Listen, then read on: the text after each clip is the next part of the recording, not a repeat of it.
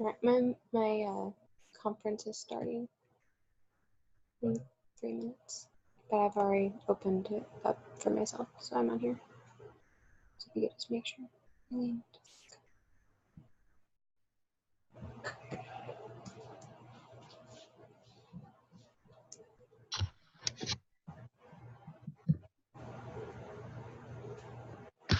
Hello. Hello. Oh, can you hear me? Yep, I can hear you fine. You're really quiet to me. I'm trying to figure out why. Oh, I don't know if there's something up with the mic. Let's see here. Hey, you gotta leave mommy alone, okay? Don't even go in there. She's working up over.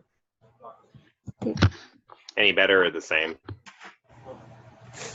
I heard you saying something, but I couldn't tell what you said. I have got my volume on high, and you're just very quiet. I'm trying to figure out if there's another setting.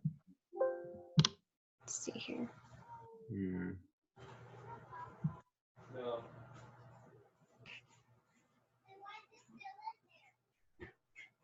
Well, go on.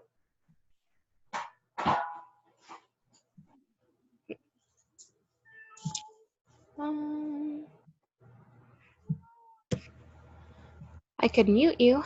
That's not helpful.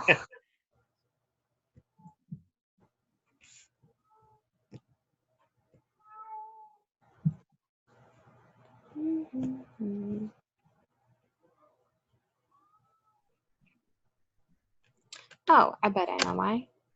Say something now. Testing. I fixed it. I know. Okay, good deal. Sorry. Nope, it was on my end, not yours. I know what I did. Okay, let's see. Here comes Matt. Okay. Hello. Hi, Matt. Matt, can you hear us? I think I got everything turned on. Okay, good deal. Takes me a second. That's okay. Let's see Anita. Yep. Hi, Anita. Can't see you yet. I think her audio is out right now too. Yeah.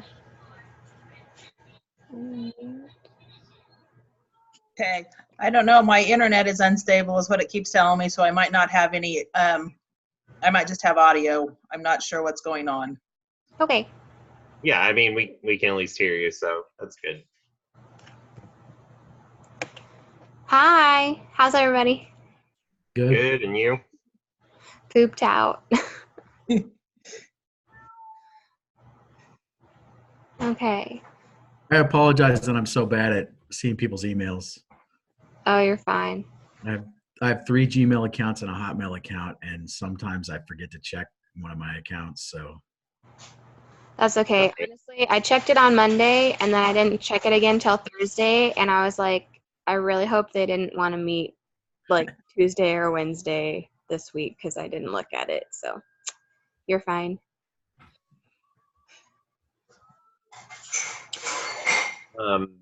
Did we want to share, like, as far as the visualization, did we want the file that Anita set up? I like that. Yeah. That's good. I don't know. Anita, I haven't done this. Do you want us to add on to that, or is that your own that you made for your own assignment? That was for all of us to kind of add on, and I see a couple people, I don't know who else has added on, just kind of what they're doing in, you know, their schools.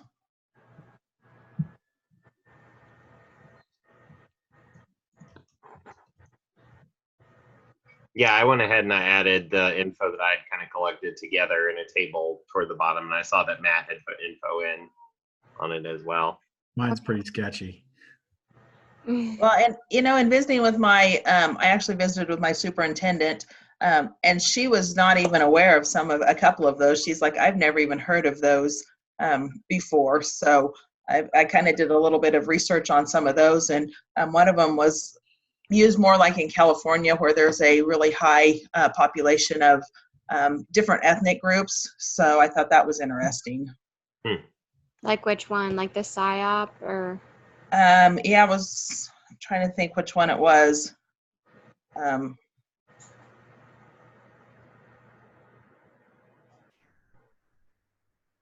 that's That might have been. one I haven't heard of is the PSYOP one. I didn't know what that was. Yeah, Yeah, I know that's- that. Oh, sorry. Go ahead. No, it was the PSYOP one that she was not familiar with at all. So, Yeah. and like I said, I did kind of do a search on that, and it brought up very like impoverished communities would use that. Gotcha. Okay. Are we practicing today, or what? Are we recording today? What's our plan? I missed that. So I think we kind of just go over what we're going to talk about, and then, kind of like we did last time, we kind of all kind of intermingled what we do at our schools and gave some feedback, and then, on our video, plan a time to do our video. So. Were we doing a video beyond this one? I thought my understanding of it was that we were kind of recording this collaboration of us kind of discussing it together, but then I thought it was individual papers after that. So it's both. Okay.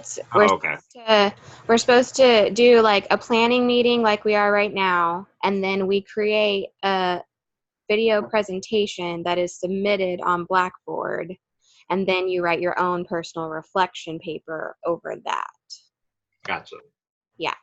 So it's both, but I think the only difference between this one and like Mod 5 is we don't have to report the minutes of this meeting. Is that what you understood, Anita, too? Right. I know she has a spreadsheet or a Google sheet that's actually in the Google community that I have to go back and look and see what we do on that. Maybe we just put in the link on that one so that others can go in and view it. Okay. I think that is for like the final video. Yeah.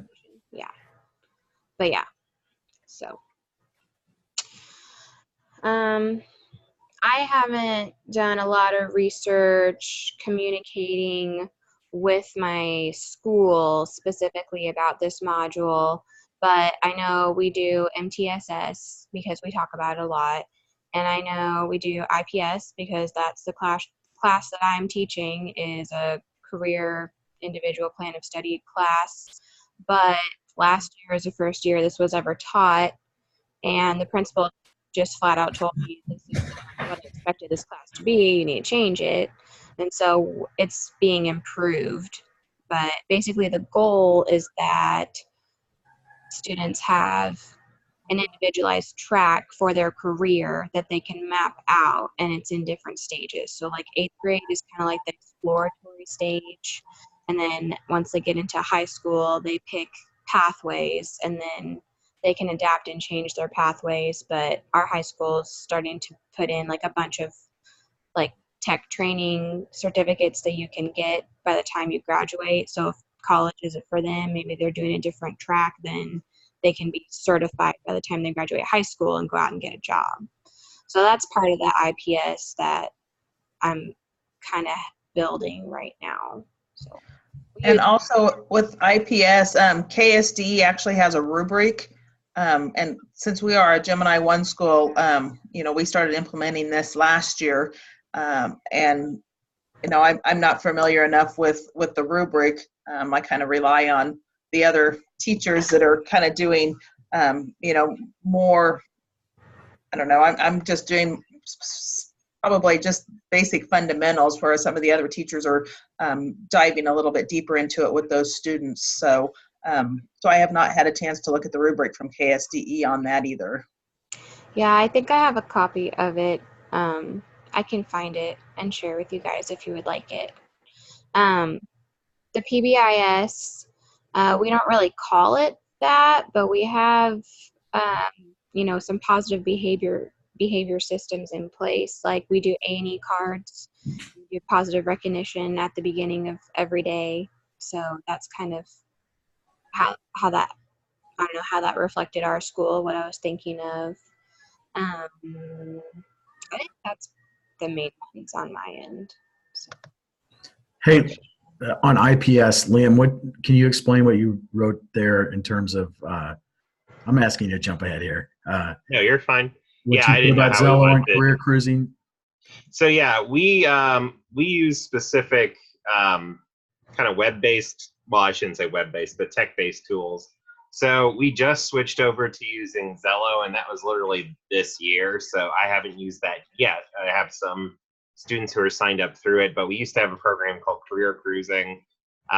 Since all of our kiddos are high school, I mean, we've always had it as kind of a high priority thing to do, individualized plans of study. Our school counselor is the main person who oversees that. But we have times dedicated, like one of the blocks will be set aside one particular day out of the school year, and we'll make sure, okay, we want to make sure everybody's on track with what they're doing, that they have the credits that they need.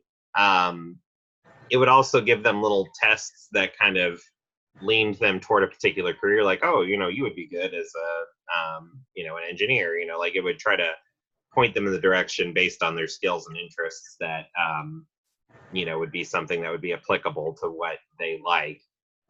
So we've used a couple of tech-based tools, and the larger schools really depend on it, but we've had to devote a lot of one-on-one time with the counselor, kind of doing junior and senior check-ins with students in those groups to make absolutely sure they're on the path to graduating and being set up for, you know, whatever it is they're anticipating, either in terms of school after high school or work after high school. You know, I think most people are okay with it, except for the fact that the programs that have been used are pretty glitchy. It's a little difficult for our students because their credits are weird, because their credit requirements change when they transfer over to our school. So some of the things don't translate over very well from their old school to their current school. So we've had some issues with that. And it does take some time out of the school day, but thankfully it's only one period, so it's not a lot of sacrifice. So Yeah. that's what I teach is Zello. It's paired up with the computer application class. So it's an amazing database, honestly. It has so much information. It's really just coaching the kids on how to use it and how to, you know, find the information that it has available, because a lot of them don't know how to find it. So it has like very specific kind of like Quizlets like you can do on like Facebook of like, you know, like what Disney princess are you? Except for it's like, what career would fit your personality? You know, it's got like quizzes like that kids love. They're super fun, and they can go in and do like their matchmaker, and then it'll rank like 500 jobs from like an excellent to a good to a fair to a poor match for them. And then when they go into that, they can like click on that job, and then they can look up like what specific schools offer majors for that job, what in and out of state tuition would cost, what scholarships are available. They can even look at examples of the types of classes they would actually take. Like it's very specific, and I think it's a really cool tool. So I was interested that you listed that, Liam, because I hadn't been thinking about that question correctly. And we use Zello too, although this year, and so our implementation is they have this academic enrichment period. And last year I had 8th graders doing it, and they credit using that with giving some career ideas to helping us with attendance at parent-teacher conferences. So when you talk about successes of stuff, they're counting that for accreditation success, because parents enjoy talking about that. And the high school is doing some additional stuff too, and I can't remember the name of it, but the juniors or sophomores did one that, like, instead of just looking at, you know, what do you want to do, which for 8th graders, you know, 10 boys said they want to be pro athletes. In high school, they take one that actually looks at what their strengths are and then throws some careers at them that they might not have considered, you know, based off of their strengths. So those things have actually been pretty useful. But it's kind of, we don't have one person implementing it. It's up to the teachers with their AEP groups. And so you've got a broad range of implementation. I mean, everybody gets it done, but how well teachers tell students to use it is another question I guess we have. I will kind of add, we do use Zello, but also as a ag educator, we have foundational SAEs, which is a supervised agricultural experience, Yeah. which we go into the careers, we go into, there's lots of different stuff that we do as far as our foundational SAEs that kind of overlaps a lot what Zello does. So, I guess that's kind of an advantage that I have if my students are kind of getting it from two different places, a couple of different ways, not only in my class, but also when they have their academic time with those teachers that are using Zello. So I will, add on to it is Zello. What I've heard is, the student can actually spend every day, all day for most of the school year and not get through everything is what one of the teachers had actually said about it. CTE, at least at our school, the CTE classes do a lot of that. Ag probably has the most thorough stuff, but all our CTE, I sit on the CTE meetings because of photography. So the CTE teachers are pretty focused on, here's skills that connect with actual careers. So this stuff you're doing right now connects with these types of careers. Hey, back to one other thing you said, Liam, about Zello, the glitchiness. I think that's been our experience too. Like you can't have everybody in the whole school log on at the same time. You'll cause it to not work or to be really slow and lag. So. Gotcha. Well, that's good to know. I mean, I could forward that info along that if they try to parse it out between a few different periods, that might. We had to break it up, and say, okay, fresh 7th and 8th today, 9th and 10th tomorrow, 11th the next day, or something like that. And I know that enrollment this year, because the way our classes are listed, I don't know if it's because of the way our classes were listed, but last year they enrolled on it, and some kids they had multiple trips to the counselor to get it sorted out because they would be in English twice, and probably this was user error on the students' part, so that's part of the learning process. But it didn't catch enrollment mistakes, and they had to go back and you look at it and you go, nope, this is not right. Go back to the counselor's office. Go back and log in again and do it again.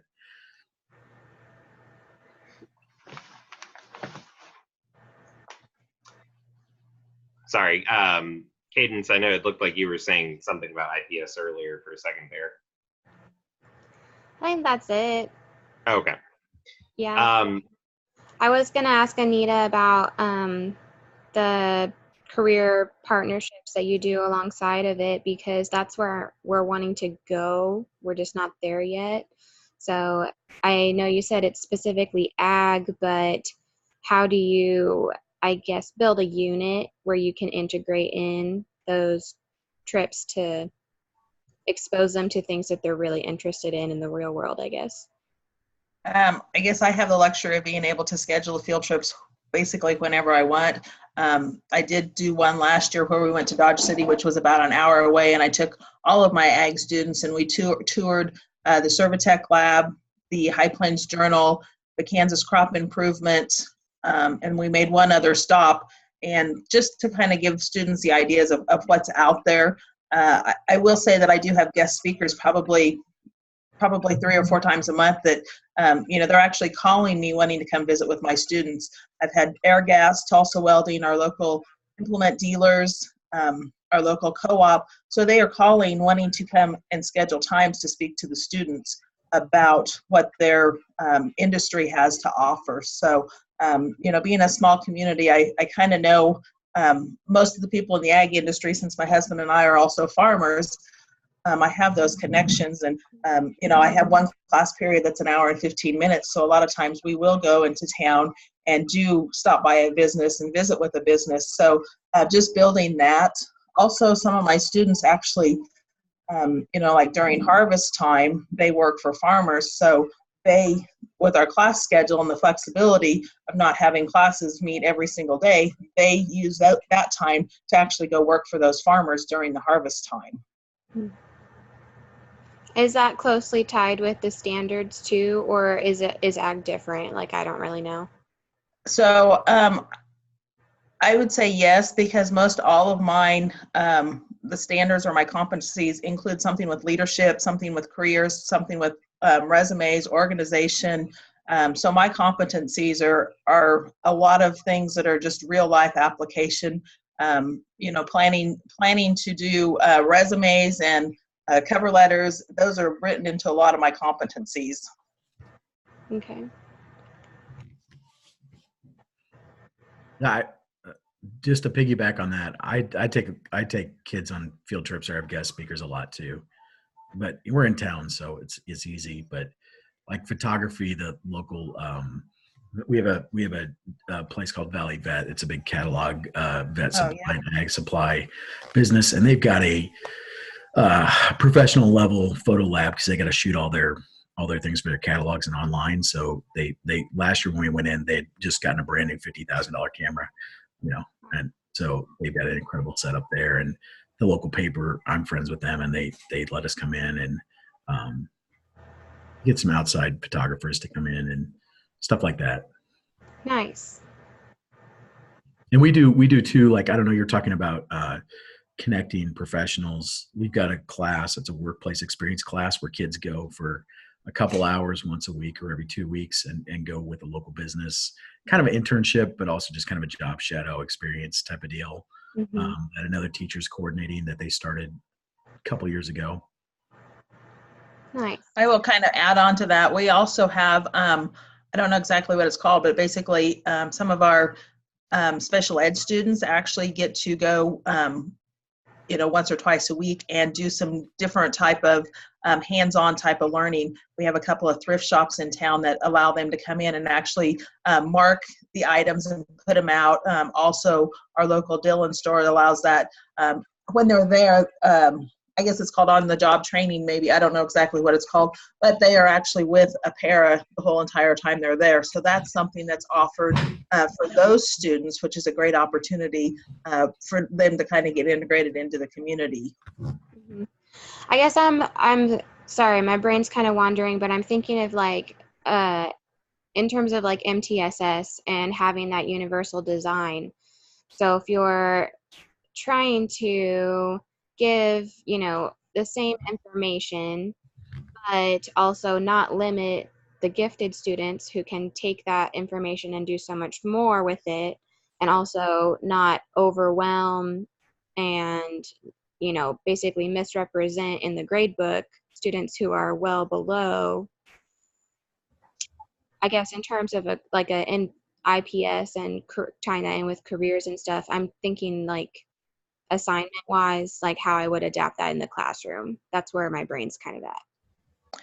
So what I do is we have career development and leadership development events that a lot of the topics that I do where the students can go on and do those, such as an ag issues, which is like a public forum, our agri-science fair, our dairy cattle judging, ag mechanics. So those are things that I allow students to go and do that are like super interested in that topic. I'll take, for instance, we did science fair projects last year, and every student was required to do it, different levels. Some of them did super basic, just a simple one. Some of them actually did on plants that we had as a class project in our hydroponic unit.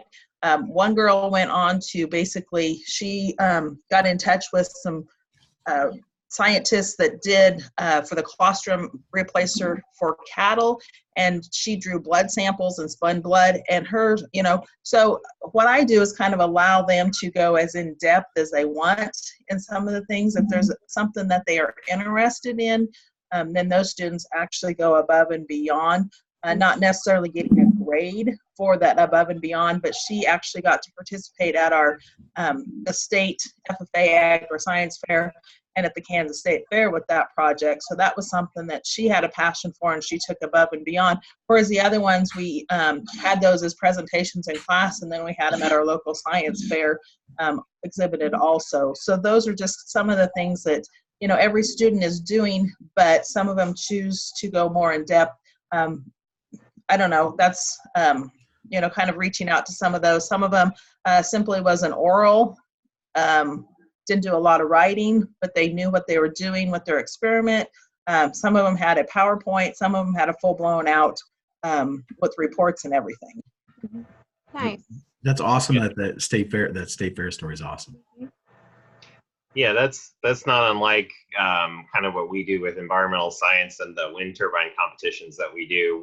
Not every student has to compete at the levels that we try to compete in for like district and state, but we at least have everybody build a prototype. And then if we have some students who want to go farther, we try to allot time in class for those students to go farther and actually compete if they want to go through actually testing different materials outside of just cardboard prototypes. Gotcha. Kate, it's I think you're asking about grades, and I think that you have to accept that. I don't know. I don't really worry about the grades so much. I worry about whether kids do any work. And so, like, I've ended up with a bunch of kids in photography on IEPs. And I just want to throw one thing back at you there, Anita. I don't know if any of you guys have noticed this, but a ton of kids on IEPs are interested in working with animals. I don't know if there's a safety there or easier to communicate. I'm not sure. It's something I need to look at. But to follow up on the grades part, maybe we can talk about that too, if you guys have any thoughts on that for me. But in terms of grades, like photography last year in the spring, I got a couple kids in there that really struggled with school and wouldn't even really hardly communicate with me. And I just changed. I was like, okay, we're not going to do electronic submissions. You're going to show me on your phone. So I know you took the picture, right? Part of it is file management and uploading, but these kids weren't going to do that. So if I was going to grade them on that, they were going to flunk that class like they're flunking a bunch of other classes. But they took pictures, they did work. And this fall, I've got a bunch of kids that are on IEPs. And there's 2 or 3 of them that I just need to kind of set a different standard for, not telling the whole class that, but just when I look at it, make sure that they participate in each of the activities and try this stuff. But I don't expect them to do the same level of work as I expect from some of the other kids. But if they're trying and they're doing stuff, and some of them do pretty well because they like working visually and we don't do a ton of writing, so that helps them in the class. But sometimes the file management stuff can be a little bit overwhelming for them, so I have to help them with that a little bit. Yeah. I kind of go by fair is not always equal. Yeah. You have to do what those students are capable of doing. And I will probably say that sometimes I push some of those students outside of their comfort zone because I know that they are capable of more. Yeah. And once they do find out that, wow, I can do this, it's one of those realizations for themselves of this is what is expected of me, that I can live up to it and I can do it. So. And I go into meetings on a bunch of these kids and people are like, well, they never do anything. I'm like, they do stuff for me all the time. So I mean, maybe it's how you ask them to do stuff. Maybe it's, I don't know. I just am always surprised because I'm like, well, that kid did a bunch of work for me. And they're like, oh, I wouldn't do anything for me. I'm like, well, I don't know. Maybe he likes my class better, but maybe it's, Yeah, our building has adopted a Carol Dweck growth mindset mentality, I guess, is kind of the lens, to reward the effort, and that different students' success may look different. But if you have a student who starts here and moves here, that's still like for that student that might be successful, that they made progress forward, versus some students who start here and end up here. Mhm. So I agree with you that we should recognize the effort that is put in. That's where I want to be. I also want my grade book to accurately reflect knowledge, though. We don't do extra credit or participation grades. Everything has to be based on a reflection of what that student knows that's tied to a specific standard. Every single grade that's put in the grade book has to be referenced to the standard for the class, and this is required for the building. So I'm just thinking, I'm just kind of mulling around, how can I allow the ones that do want to take it a lot further to, I think you can allow for some flexibility and I just, and there's discussion, of like the ones who need to be represented as adaptive, adaptive computer class versus regular computer class, but it just kind of depends on the students. I was going to say, I think you can sometimes be a little bit flexible in terms of how they present the reflection. I mean, if you open up a lot of avenues in terms of how they can present something, and I mean, it may vary depending on what the original assignment is, but I know I've taken other classes where they suggested, if you give options like written summaries versus slideshow presentations versus posters versus infographics and that kind of thing, that they can demonstrate that knowledge in a variety of ways. And if you leave it a little bit more open-ended for some reflections, I think it'll help, not only students whose strengths may lie in other types of intelligence, but if they do have an IEP, and if part of it is, for example, that they are really poor in terms of reading and writing comprehension, if they're able to do something that's graphic that still conveys the information, or if they're presenting it in class and they can demonstrate through oral interpretation, I think that still shows a demonstration of knowledge. Absolutely. Absolutely. I have one student that plays the guitar very well, and one of the projects, I had given him several different options. He's like, "Can I write a song and sing it?" And I said, "Well, absolutely." And it was the hit of the class. He did it in front of the class, and he made a catchy little tune. And it was just like, I hadn't even thought of giving that as a possibility until he brought it up. And he's obviously gifted in being able to play the guitar and sing. And the kids are like, "That was really cool." And so it just kind of gave that light to the rest of the students of, we're all doing the same assignment. We're just doing it in different ways and showing our knowledge in a different way. Mm-hmm. Yeah, I still remember all of the parts of a ruminator's stomach due to a little jingle that someone invented for, it was a completely different class, but the clips on YouTube, and you see these two guys going, "Reticulum, oh Mason, oh Mason," like it lets people remember some of these things. Yeah. So how many of you guys are like PK-12 buildings, or are you just high school, middle school, or? I'm just high school. I'm just middle school, 6 through 8. Sorry, Cadence. 6 through 8, you said, Cadence? Yep. We're 7 to 12. Okay. I didn't know if you guys were, if your whole entire district is implementing the same things throughout the whole district, or is it just per building, or? Oh, you go ahead. Sorry. Right, Liam. You can go ahead, Matthew. We're MTSS all the way through, but the grade school, I think, has got more clear implementation from what I've seen, or from the conversations that I've had. I'm supposedly I'm on the committee now, so I'm learning more about it. But they have a group that works with that full time, and we're kind of ad hoc. We have a committee, but nobody's specifically tasked with that. We're all kind of breaking into little parts to handle it in a lot of different ways. I was going to say, I had found, in terms of asking about the different models and whether or not our schools were using them, that some of them were district-based. So like Avid was a good example. Our district uses it, but not too many of the high schools themselves use it. It seemed like a lot of elementary ed were utilizing it more. I would also say the PBIS was similar in that regard. I think some of it was about student buy-in, and it's sometimes harder to get buy-in from high schoolers depending on the type of program, or if, I think it's one of those things that as high schoolers become more independent, it's less likely that they're going to conform to these behavior expectations you set for them, or that it just seems kind of silly to have things super duper structured, as opposed to, giving them some freedom of choice because they value that so much.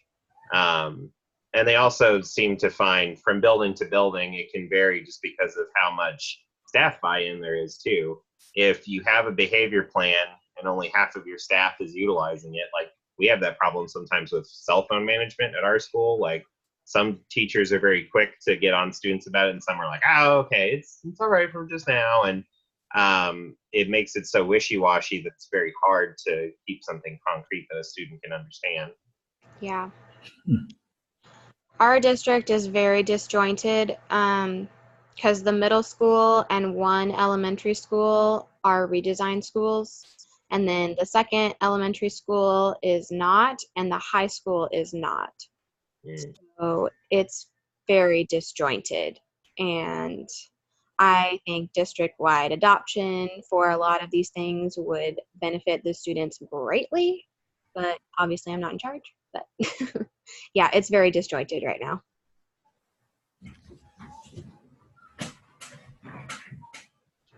I guess kind of the last question is how you work with students and our families who are part of the student success model.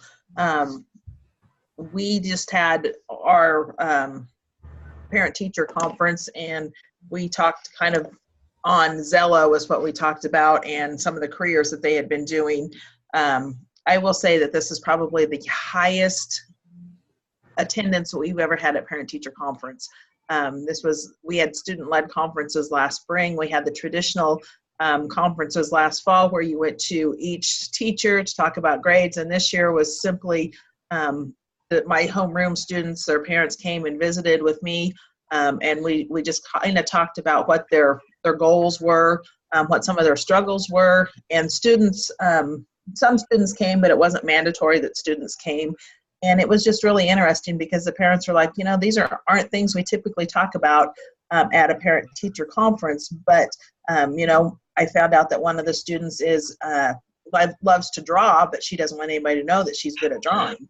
And so that was one of the things that was interesting coming from the parents. And then some of the parents, some of the things that they shared of the win time that we have, which is what's important now throughout the day, where they can actually go to the other students and get help with some of their subjects. So those were one of the things that was, to me was kind of like, wow, was kind of the aha moment of having the parents actually just share some things about their students.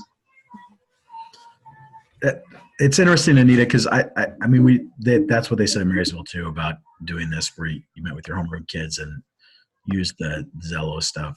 And in some ways, it's not surprising, right? Because the question that kids always like to ask is, "Will I ever use this again?" Now it's the question that they ask can we just not do this because I don't want to do it? But if you start drawing direct connections to where they might end up, at least for their parents, that's valuable. Sometimes the kids they go back and forth on it, but I think some of the kids like it too. We're at about a 5-minute mark, just FYI. I didn't know for the second recording then how we were planning on dividing up info. Are we wanting to do it by, I know I divided my info up by model, but I don't know if we want to divide it more by the types of interactions in terms of, like, I know Anita just asked about between staff and parents versus staff and students. I don't know what would be ideal. I'm not too sure. That list of questions that's given, maybe we could just chunk it and each of us tackle a different piece and pull in whatever model fits that question. That's just a suggestion. I don't know. Well, and I don't know that it said that we had to research every model, did we? Mm-mm. No. So we're not, okay, we don't have to present on each of the models. No. Do we have one then that we feel like stands out as far as one that was, I know we talked a great deal about IPS. Is that the one that we want to concentrate on? I know I had a lot of stuff about MTSS, and I know that some people have a lot of that at their schools, but I'm kind of up for whatever. Yeah, or we could even just do those two. I mean, we could do IPS and MTSS. That's kind of what my thought was, since it sounds like we're kind of all familiar with both of those, and we actually see it being used in our buildings. So, yeah. I personally, I'm more interested in talking about what you guys are doing as opposed to the theory. I think there's that. I don't know. I mean, I guess we could spend a couple minutes on that, but It's good to talk about how the practicality of it, for sure. Yeah, I mean, assuming that they want all 8 of those components kind of in our presentation, I mean, we can, like you were talking about, Cadence, we can chunk it. I don't have an issue with that. Okay, sounds I'm being good. invaded by small children. Sorry, I keep waving at the door over there. Okay, so let's see. There's 8 questions and 4 of us. Do we each just want to take 2? I think Sounds that's good. fine. Okay. Who wants to start? Nose goes. I can do the first 2. Okay. I'll do the second 2. Selected concepts and theory behind the model. Then Matt, you don't have to talk about the theory. All right, thank you.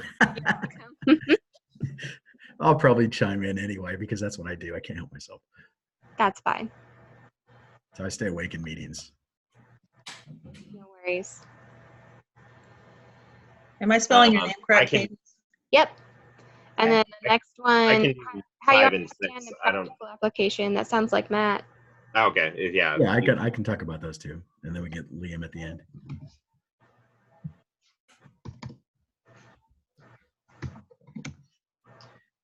Do we feel that we'll have time for covering both MTSS and IPS for all of those pieces in 40 minutes? If we're concise. I worry about it with that time frame. Do we want to concentrate on one over the other? I felt like we had a lot of discussion on both. I think we're in a unique situation where, Cadence, in your case, you're directly teaching a lot of stuff about IPS, and Anita, you're connecting a lot of stuff with those field trips that's IPS related. I think that our group has more maybe to contribute on that end. I don't know if everyone feels that way. Sure. Sounds good to me. Yep. Works for me. All right. Sounds good. We've got about 2 minutes left. Do we want to go ahead and schedule our next? Or do you want to just? We can. I can't do Tuesday because I got to go drive to Lincoln for a funeral thing. Is tomorrow Tuesday and Wednesday, I'm both out. I can't do Wednesday either. So Thursday or Friday, or well, I was going to say, is tomorrow too soon for everyone, or would that work? I could probably do it tomorrow evening. Yeah. Yeah, I can probably do tomorrow evening too. Yeah. Okay. Do we want to shoot for tomorrow at 6:30? Awesome. Yes, it's Good. cool. Okay. See you guys then. All right. All right. Thanks. Yep. Thank you all. See you later. I'm going to end the meeting. Okay. Sounds good. Thank you. Bye. Bye.